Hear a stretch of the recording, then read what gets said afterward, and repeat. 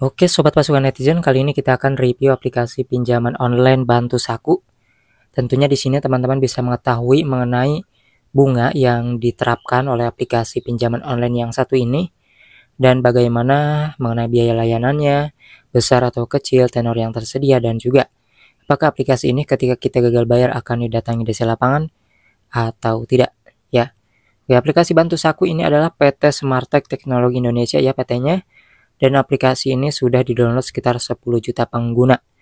Aplikasi ini resmi OJK dan tergabung dengan AEPI. Di sini kita bisa melihat produk pinjaman ya untuk melihat bunganya kecil atau besar menurut kita. Di sini contoh ya, minimal 1 juta, maksimal 20 juta. Kemudian jangka waktu pinjaman mulai dari 3 bulan hingga 180 hari. Kemudian maksimum APR ya, maksimum ataupun maksimal APR 36% per tahun ya ini ya.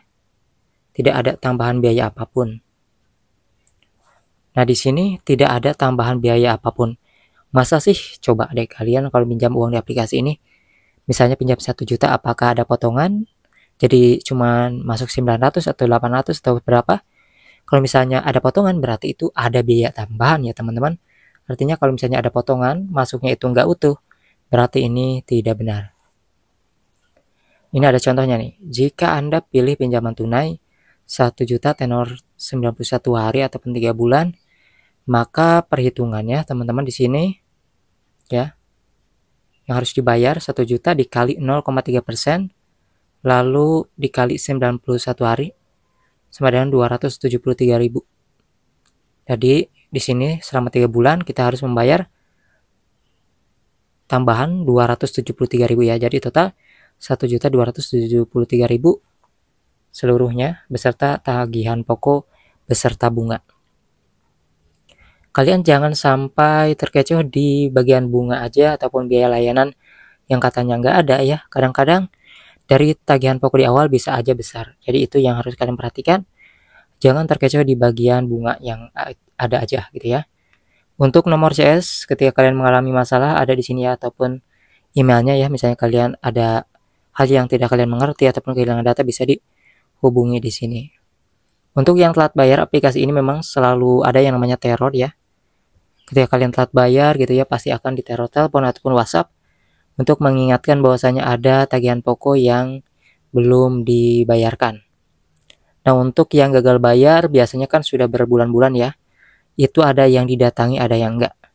Karena DC lapangan Bantu Saku ini awalnya memang belum ada yang datang, tapi ternyata kesininya di 2025 ini sudah ada orang yang mengalami didatangi oleh DC lapangan dari aplikasi Bantu Saku ini. Jadi seperti itu teman-teman. Intinya aplikasi ini juga tidak menyeluruh ya datang ke semua orang yang galbay, karena DC-nya ini juga terbatas, jadi ke sebagian orang yang di awal dulu ditagih. Ada yang berbulan-bulan baru ditagih, ada yang bertahun-tahun baru ditagih. Setiap orang mengalami giliran yang berbeda-beda, lama atau cepatnya tergantung dari perusahaan pinjol itu sendiri dalam memprioritaskan ataupun mengutamakan penagihannya. Jadi kayak gitu. Yang mau nanya silahkan aja tulis di kolom komentar, ataupun yang mau share pengalaman pinjam uang di aplikasi Bantu Saku ini juga silahkan tulis di kolom komentar.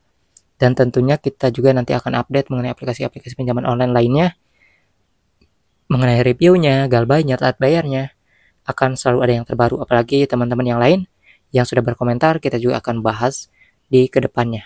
Yang tadinya yang nggak ada DC lapangannya juga bisa ada, itu tergantung dari cerita dari teman-teman.